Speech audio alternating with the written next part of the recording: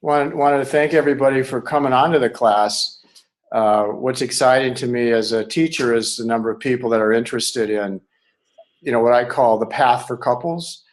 And what I find with the students that are interested in the class, in the path, is that they already have some vision of what the path is for them or what their relationship is all about. So I just want to talk a little bit about that, and then we'll do some of the very simple practices that are in the book and that are in the classes that I teach. So I think a lot of people, it's almost like there's this idea that's growing out of the soul of the populace or our own psychological work on ourselves.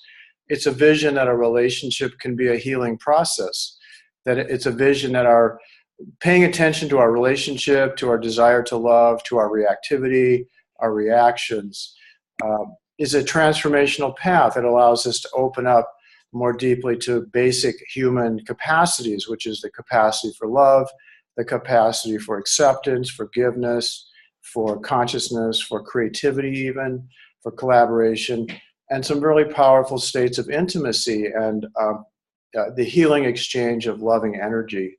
So there's a lot more I could say about the path, but that outlines what I think most people sense about it, most people that want to come to the class. And so the thing that you notice if you're on a path is that obstacles arise on the path. And what I have affectionately been calling those obstacles lately is the four horsemen of the relationship apocalypse. The four horsemen of the relationship apocalypse. And it's not actually a unique image, but if you notice your own relationship, a lot of the stress, a lot of the conflict, a lot of the difficulty comes from two different interlocking patterns. And those are the four horsemen. You have pursuing and withdrawing, and you have attacking and defending. So most of the stress, most of the conflicts that come up in relationships, I've noticed, and I noticed this in my own relationship, come from some variation of those basic patterns.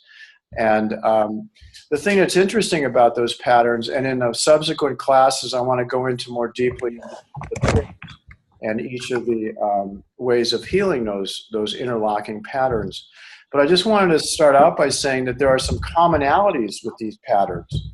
There are commonalities of several interesting aspects of them. One is that it takes a pursuer to have a withdrawer. It takes a withdrawer to have a pursuer, and it takes an attacker to have a defender. It takes a defender to have an attacker. One key thing about the patterns is that they interlock with each other, and they tend to extract the other part of the pattern almost by magic, or what we could call unconsciousness. So those of you that have done some work on yourselves know other things about the patterns. One is that they tend to be predictable. When you get into your couples conflicts, the things that you say in those particular conflicts tend to be predictable. You tend to say the same thing over and over in these disputes with your partner. So you have this idea of predictability, and then you also have this idea of repetition. Some of you have been struggling with some of these very basic patterns for many years. So they tend to repeat themselves. These strategies tend to repeat themselves.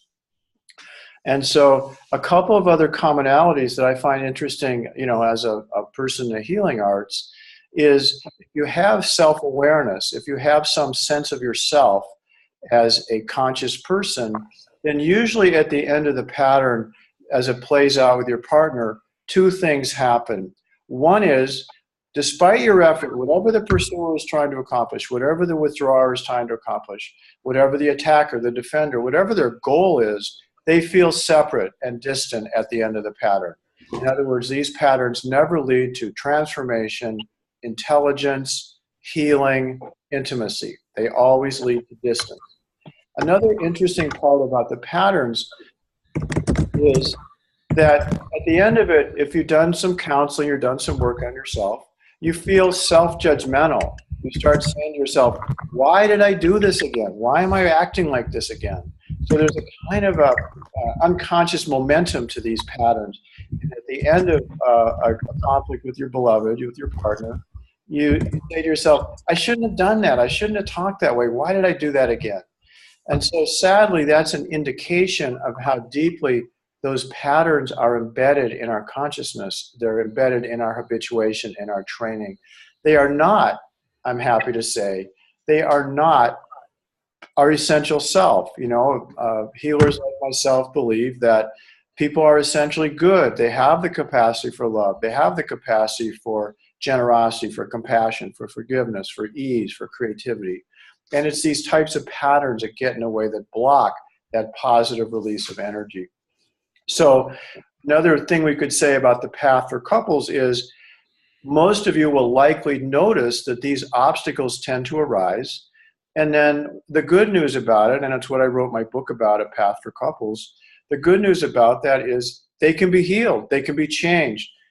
By bringing mindfulness and consciousness and attentiveness and discipline to these patterns, you can actually change them. And that's what's the really good news about healing, the good news about transformational work, about inquiry, about couples counseling. And I think most of you that have been in counseling or gone to couples counseling understand this, that you attend to your unconsciousness, and you sort of start to notice that unconsciousness is usually some form of tension. It's some form of anxiety, which leads into these patterns. So if you can learn to be more open, more mindful, the common term these days, more attentive to your own processes, you can actually manage that tightness and learn to open. And that little movement, which I just did, is really the key to healing. Because the longer you stay in one of the four patterns, attack, defend, pursue, withdraw, you get tighter and tighter, and you keep saying the same thing over and over. So it's a process of discipline to learn how to relax, to be with yourself, to communicate more authentically and vulnerably. And that's really the purpose of the online classes. That's the purpose of the online classes. And we can do, obviously, some of that work tonight.